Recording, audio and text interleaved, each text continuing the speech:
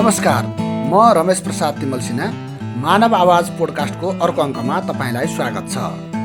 प्रतिनिधि सभा सदस्य निर्वाचन नजिकिँदैछ।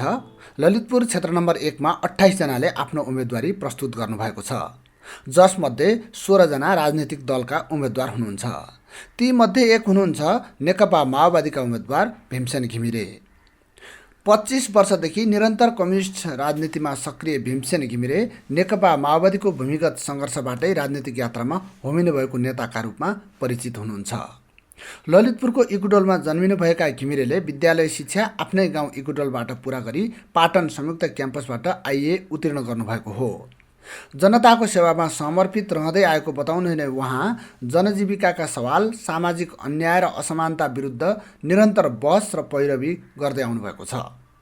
लामो समय सङ्घर्षरत राजनीतिमा बिताउनुभएका घिमिरे अहिले संसदीय राजनीतिमा पहिलोपटक प्रवेश गर्दै ललितपुर निर्वाचन क्षेत्र नम्बर 1 बाट नेकपा माओवादीका तर्फबाट गुलाब चिन्हसहित प्रतिनिधि सभा सदस्यका उम्मेदवार हुनुहुन्छ। अब प्रस्तुत गर्दैछौँ जनताको समस्या र आफ्नो उम्मेदवारीका उद्देश्यबारे उहाँसँग गरिएको कुराकानी।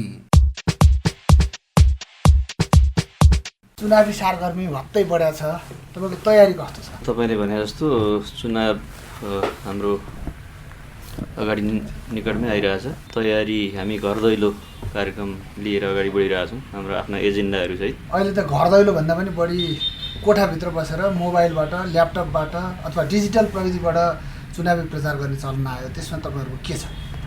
होइन, यो त अहिलेको युग अनुसारको चाहिँ प्रविधि अपनाउने कुरा स्वाभाविकै छ। हामीले आफ्ना सामाजिक सञ्जालहरू र डिजिटल प्लेटफर्महरू मार्फत पनि आफ्ना विषयहरूलाई लगिरहेका छौँ।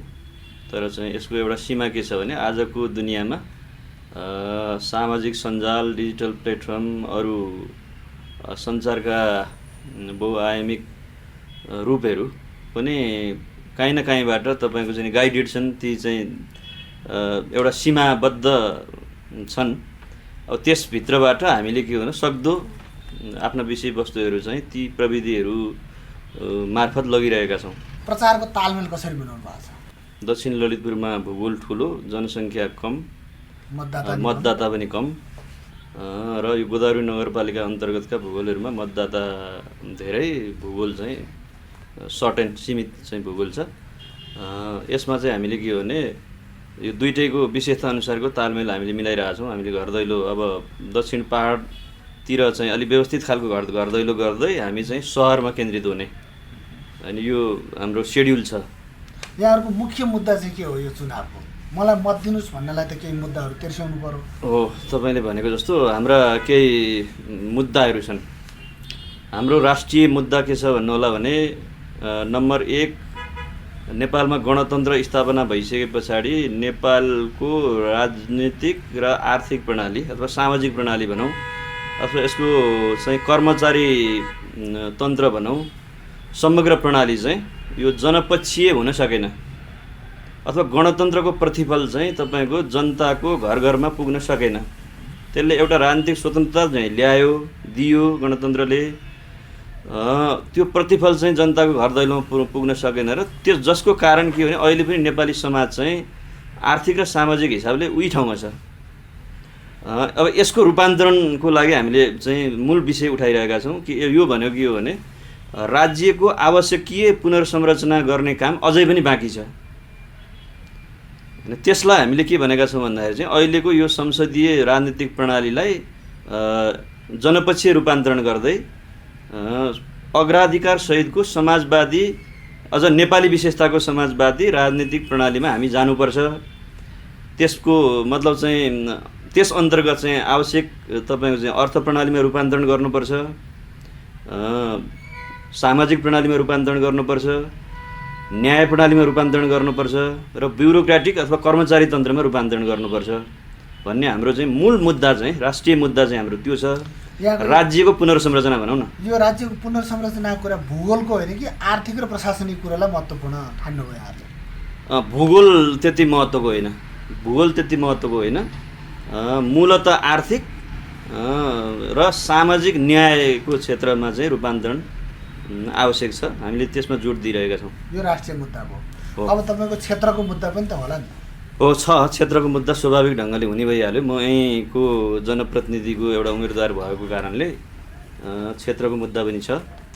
क्षेत्रको मुद्दामा जाँदाखेरि चाहिँ पहिलो कुरा अघि मैले भने जस्तै राष्ट्रिय मुद्दा अन्तर्गतै क्षेत्र पनि होइन, क्षेत्रको मुद्दा पनि आउँछ र हाम्रो भूगोलको अलिकति विशिष्ट विशेषता छ। एक नम्बरको भूगोल अलि जटिल, भौगोलिक ढङ्गले अलिकति जटिल, अलिक कठिन, मानव बस्ती पनि अलि जोखिममा चाहिँ होइन भएको जस्तो त्यो भूगोल छ।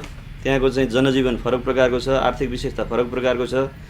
त्यो अनुसार चाहिँ विकासको मोडल चाहिँ तर्जुमा हामीले चाहिँ गर्नुपर्छ भनेर अलिकति त्यो विकासको मोडलको बारेमा एक नम्बर क्षेत्रको अझ खास गरी दक्षिण ललितपुर र यो काँड क्षेत्रको दुवैतिरको अलग अलग विकासका मोडलहरू चाहिँ हामीले अगाडि सार्ने चाहिँ जमर्को गरेका छौँ। ती विकासका मोडलहरू चाहिँ कस्ता हुन्छ? यसमा चाहिँ पहिलो कुरो खास गरी दक्षिण ललितपुरको प्राकृतिक, जैविक, पर्यटकीय, कृषि लगायतका क्षेत्रहरूको जो असीम प्रकारको सम्भावना छ त्यसलाई परिचालन गरेर त्यसलाई परिचालन गर्ने गरी विकासको नयाँ मोडल बनाउनुपर्छ। त्यो भनेको के हो भने एकातिर जोखिमपूर्ण बसोबास छ, त्यसलाई हामीले चाहिँ एउटा बस्ती विकास, एकीकृत बस्ती विकास गरेर चाहिँ काठका चाहिँ उपयुक्त भूगोलहरू अथवा दक्षिण ललितपुरका उपयुक्त भूगोलहरूमा चाहिँ त्यो बस्ती ट्रान्सफर गर्नुपर्छ, स्थानान्तरण गर्नुपर्छ र दक्षिण ललितपुरलाई चाहिँ त्यहाँको सम्भावना, त्यहाँको विशेषता अनुसारको तपाईँको खानी, खनिज, प्राकृतिक, जैविक, त्यस पछाडि गएर तपाईँको चाहिँ कृषि, पर्यटनको एउटा औद्योगिक चाहिँ एउटा एकीकृत चाहिँ ग्राम भनौँ न, औद्योगिक ग्रामको रूपमा त्यसलाई विकास गर्नुपर्छ, जसको प्रतिफल चाहिँ सबैभन्दा बढी चाहिँ दक्षिण ललितपुरवासीले पाउन् होइन। त्यसको हिस्सेदारी, आर्थिक हिस्सेदारी पनि दक्षिण ललितपुरवासीलाई चाहिँ हिस्सेदारी रहने गरी विकासको भनौँ त्यहाँको चाहिँ अर्थतन्त्रको विकासको एउटा मेगा प्रोजेक्टमा हामी जानुपर्छ। यो चाहिँ अहिले हामीले कुराकानी गरिरहँदाखेरि चाहिँ एउटा परिकल्पना जस्तो, सपना जस्तो बन्छ, तर यसलाई हामीले के हो भने व्यवहारिक रूप दिन सक्यौँ हामी सबै समाजको, मतलब चाहिँ अरू राजनीतिक पार्टीहरू, सामाजिक तबका, स्थानीय सरकार, सङ्घीय सरकार, हामी अब राजनीतिक पार्टीका चाहिँ व्यक्तित्वहरू सबैले चाहिँ यसमा हामीले चाहिँ एउटा धारणा बनाउन सक्यौँ भने त्यहाँ एउटा मेगा प्रोजेक्ट चाहिँ के हुन्छ, औद्योगिक मेगा प्रोजेक्ट हामीले अगाडि लान सक्छौँ। यो एउटा हाम्रो चाहिँ एउटा सपना, भोलि विपन्नमा चाहिँ परिणत गर्न सकिने, साकार पार्न सकिने एउटा प्रोजेक्ट हामीले अगाडि सार्ने, यसको बारेमा चाहिँ बहस छलफल चाहिँ गर्ने हामीले सोचेका छौँ। यसपालिदेखि हामीले यो बहस प्रारम्भ गरेका छौँ। यो त खास चुनावी कुरा भन्दा पनि निरन्तरको कुराहरू छ, चुनावबाटै सुरु गर्नुपर्ने होइन। हामी अब चुनावमा चाहिँ सुरुवातमा होइन, हामी पहिलोपटक भाग लिँदै गरे भएको कारणले यो एजेन्डा चाहिँ हामीले मूल एजेन्डाको रूपमा अगाडि सारेका छौँ। अब अरू सहायक एजेन्डाहरू त छन्। अलिकति यहीँनिर सोधिहाल्नु, पहिलोपटक भाग लिन खोजे भन्नुभयो, तपाईँहरू लामो समय चाहिँ चुनाव बहिष्कार गर्ने, चुनावबाट केही पनि पार लाग्दैन भनेर हिँडेको राजनीतिक दलको मान्छे अहिले के आइलागेर चुनावमा जानुपर्ने भयो? त्यस्तो के परिवर्तन भयो मुलुकमा, अथवा सकारात्मक वा नकारात्मक? होइन, अब यो चुनावको बारेमा चाहिँ कम्युनिस्ट पार्टीहरूको दुईवटा दृष्टिकोण चाहिँ थियो योभन्दा अगाडि।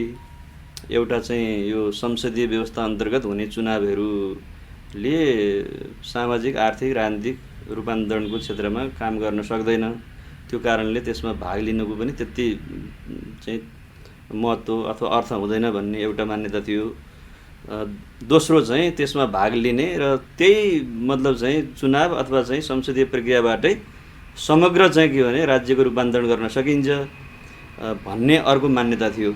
यो दुईवटै मान्यताबाट माथि उठेर हामीले एउटा चाहिँ मान्यता हाम्रो पार्टीले विकास गर्यो यसपालि कि यो दुईटै मान्यता चाहिँ एउटा एकाङ्गी छन् र एउटा सङ्घर्षकै मोर्चाको रूपमा होइन, जनताको पक्षमा सङ्घर्षकै एउटा मोर्चाको रूपमा आफ्ना इस्युहरूलाई लिएर जाने र त्यो इस्युहरूमा पैरवी गर्ने, जनतालाई बुझाउने, जनमत लिने र जनमत हामीलाई चाहिँ के भने जनताले चाहिँ आवश्यक जनमत दिनुभयो भने त्यही नीतिहरूलाई चाहिँ मतलब चाहिँ सम्बन्धित ठाउँमा गएर चाहिँ पुरा गर्ने, कार्यान्वयन गर्ने भन्ने हामीले नीति अख्तियार गरिसके पछाडि हामी यसपालि यो चुनावमा चाहिँ भाग यो समाज लिएका छौँ। जनपक्षीय कहिले हुँदैछ? पञ्चायतकालमा जनपक्षीयको कुरा थियो, अहिले हामी गणतन्त्रकाल छौँ, अझै पनि जनपक्षीयको कुरा गर्नु परेको छ। होइन, यो त अब जनपक्षीयताको चाहिँ यो मतलब क्रम त विकास हुँदै जान्छ, मान्छेका आवश्यकताहरू बढ्दै जान्छन्, मतलब मान्छेका चेतनाहरू विकास हुँदै जान्छन्।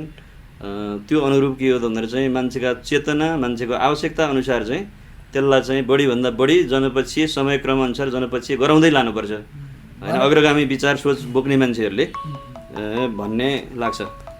भनेपछि यहाँहरूले सोच्नु भएको समाजवादै हात लागेछ भने पनि अझै जनपक्षीय काम गर्न बाँकी त रहिरहन्छ। त्यो त रहिरहेको छ। तपाईँ समाज विकासको त्यो क्रमलाई तपाईँले हेर्नुभयो भने होइन, प्रत्येक चाहिँ चरणहरू चाहिँ थप जनपक्षीय बन्दै गएको छ। आफ्नो पक्षमा मत प्राप्त गर्ने केही आधारहरू देख्नुभयो होला, ती आधार चाहिँ के छ? अब मेरो पक्षमा अथवा हाम्रो पक्षमा मत चाहिँ आकर्षित गर्न सकिने निश्चित आधारहरू हामीले अगाडि सारेका छौँ। त्यसमा मैले अगाडि पनि भनिहालेँ, एउटा चाहिँ राज्यको अग्रगामी पुनर्संरचना अझै पनि भएको छैन। एउटा मूल मुद्दा यो छ। जनताले यो कुरा बुझेर हाम्रो पार्टी अथवा मलाई चाहिँ मतदान गर्नुहुनेछ, गर्नुपर्छ भन्ने एउटा होइन, यो एउटा मेरो अपिल भयो। दोस्रो चाहिँ क्षेत्रगत हिसाबले पनि 1 नम्बर क्षेत्रको विशेषता अनुसार त्यहाँको चाहिँ विशेष गरी आर्थिक र सामाजिक विकासको चाहिँ केही एजेन्डाहरू हामीले अघि पनि चर्चा गऱ्यौँ। त्यसपछि त्यहाँ पर्यटनका चाहिँ पूर्वाधारका सम्भावनाहरू छन्, त्यसमा पनि हामीले जोड गर्ने भनेका छौँ।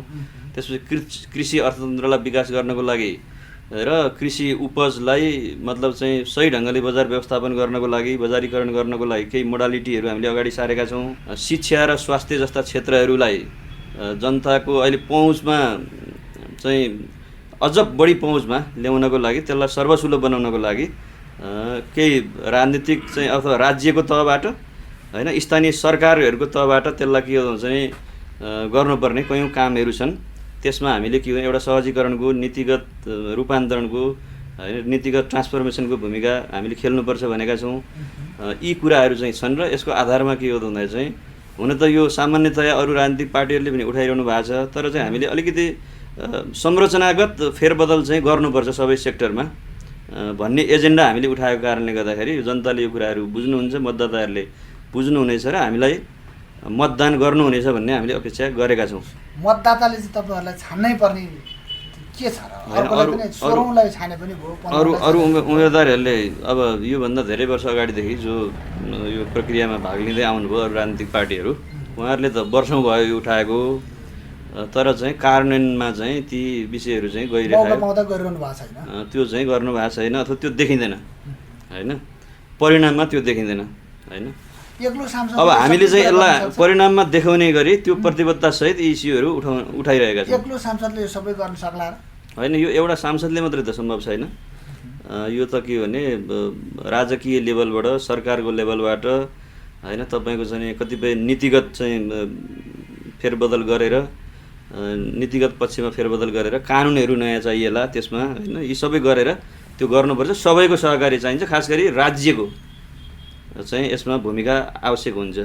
ललितपुर क्षेत्र नम्बर 1 का आम मतदातालाई तपाईँको अपिल के छ? तपाईँलाई भोट हाल्न पर्ने उहाँहरूलाई हाल्नका लागि तपाईँले के भन्नुहुन्छ? मतदाताहरूमा मेरो चाहिँ अपिल यो छ कि हामी पहिलोपटक पार्टी चाहिँ माओवादी पार्टी भए पनि यो परिष्कृत ढङ्गको माओवादी पार्टी हो। यो प्रचण्डकालीन माओवादी पार्टी पनि होइन। एजेन्डाको हिसाबले, विचारको हिसाबले हामीले कयौँ कुराहरू चाहिँ संशोधन गरेर यहाँ आएका छौँ, जनताको बिचमा जाने भनेका छौँ। पहिलो कुरा यो। दोस्रो कुरो, म आफै पनि निर्वाचनमा तपाईँको मेरो 25 वर्षीय चाहिँ यो राजनीतिक जीवनमा पहिलोपटक यही क्षेत्रको बासिन्दा हुनको नाताले यहाँको माटो बाटोको चाहिँ प्रति एउटा साक्षात्कार गरेको व्यक्ति भएको नाताले म चुनावमा चाहिँ होमिएको छु आफ्ना एजेन्डाहरूसहित। जनताले चाहिँ के भने नयाँ नयाँ भनिराख्नु भएको छ, अहिले हामी त्यो बाहिर पनि सुन्छौँ होइन। नयाँ चाहियो, पुरानोले चाहिँ देशलाई राम्रो गर्न सकेन, नयाँ पार्टी चाहियो, नयाँ नेतृत्व चाहियो, परिवर्तन पनि सँगसँगै चाहियो होइन। आर्थिक, सामाजिक, राजनीतिक सबै क्षेत्रमा परिवर्तन चाहियो भनिरहँदाखेरि अब यसको यो भावनाको एजेन्डागत नेतृत्व हामीले पनि गरिरहेका छौँ होइन, हामीले नै गरिरहेका छौँ। त्यसो भएको कारणले जनताले चाहिँ एकपटक हामीलाई साथ चाहिँ दिनुहुनेछ, दिनुपर्छ। हामी चाहिँ सेवा गर्न तयार छौँ। मेरो अपिल यही नै छ।